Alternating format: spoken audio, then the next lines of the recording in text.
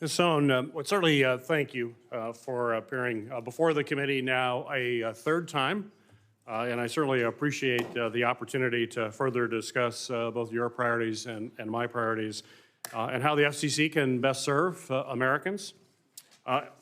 First question is related to auto safety. And as chairman of the Surface Transportation Subcommittee, I'm focused on improving safety on our roadways. Nearly 43,000 people died on our roads in 2021, the largest year-over-year increase since we began collecting records.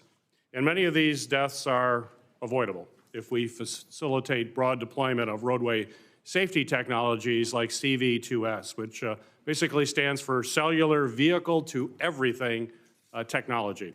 And that's why state departments of transportation, industry, safety groups, and academia have all lined up to ask the FCC to grant waivers to allow the deployment of this life-saving technology, which among other things can enable vehicles to see around corners beyond visual line of sight, provide safety warnings at blind intersections, alert driver to poor road conditions, or active school or work zones.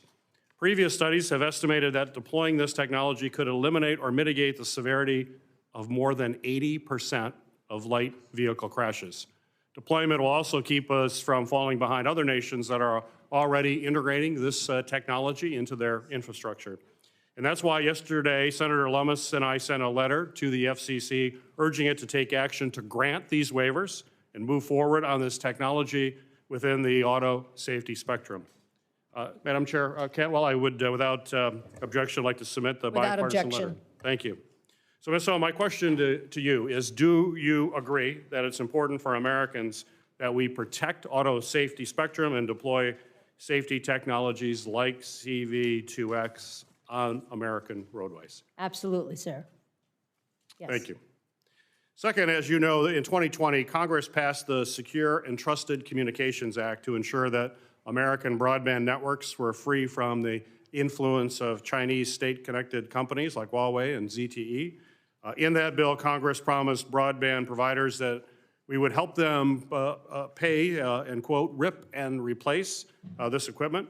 So my first question is to you. Do you agree with the Secure and Trusted Communications Act that it is critical to our national security to eliminate Chinese state-connected technologies from U.S. networks? Yes, sir, and I also agree with former Commissioner O'Reilly that it is underfunded right now and needs more money.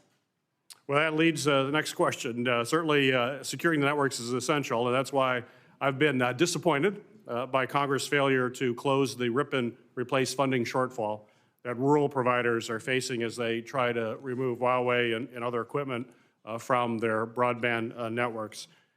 So the first time you were before this committee, we talked about the importance of supporting innovative broadband solutions like Northern Michigan University's Educational Access Network in Michigan's Upper Peninsula.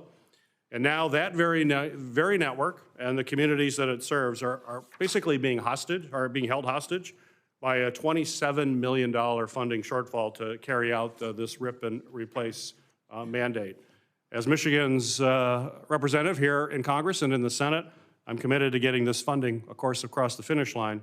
But my question for you as an FCC Commissioner, would you commit to working with the Hill and rural broadband providers to ensure that they are supported throughout this critical process to secure our networks? Yes, sir, and in fact, I just met with a bunch of members of the Rural Wireless Association who talked to me about their concerns of invoices not getting paid for rip and replace. So I have a great relationship with those broadband providers, and yes, I absolutely will work with them. Great. Thank you. Thank you, Madam Chair.